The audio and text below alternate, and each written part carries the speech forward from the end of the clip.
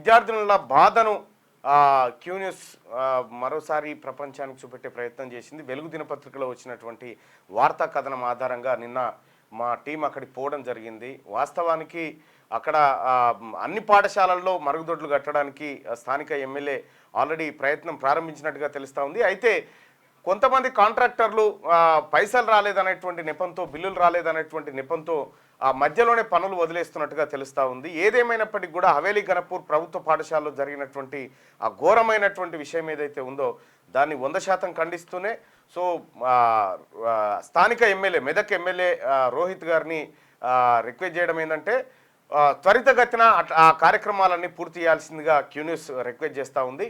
So ఒకవేళ ఆ స్థానిక కాంట్రాక్టర్ ఎవరైతే ఉన్నారో అతను డబ్బులు రాలేదనేటువంటి నెపం చెప్తా ఉన్నారు. ఎందుకంటే రోహిత్ భాయ్ సాబ్ నువ్వు ఆల్రెడీ చాలా చారిటీ కార్యక్రమాలు చేస్తూ ఉంటావు, అది నీకు పెద్ద లెక్కేం కాదు, అదేం విషయం కాదు. హనుమంతరావు అన్న కూడా ఒకసారి ఆ విషయాన్ని పరిశీలించాల్సిందిగా రిక్వెస్ట్ చేస్తూ ఉన్నాం. మేము ప్రపంచం దృష్టికి తేవడమే మా బాధ్యత అని వదిలేయడం లేదు. సో ఒకవేళ అక్కడ నిజంగా తక్లీఫ్ ఉంది, డబ్బుల విషయంలో తక్లీఫ్ ఉందనుకుంటే సుదర్శన్ అన్న గ్రామస్తులు 5,000 రూపాయలు డొనేట్ చేయడానికి వాళ్ళు సిద్ధంగా ఉన్నారు. అలాగే ఇంకా చాలామంది కూడా ముందుకు వస్తూ ఉన్నారు. చాలామంది ఫౌండేషన్ వాళ్ళు అక్కడ బాత్రూమ్లు కట్టించడానికి.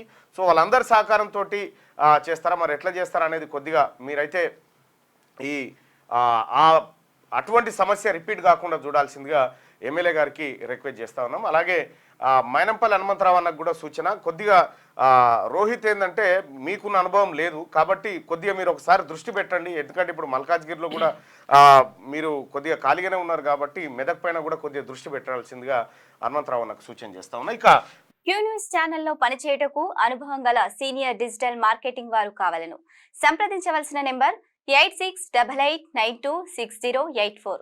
qnewsads@gmail.com ను సంప్రదించండి. లైక్ చేయండి.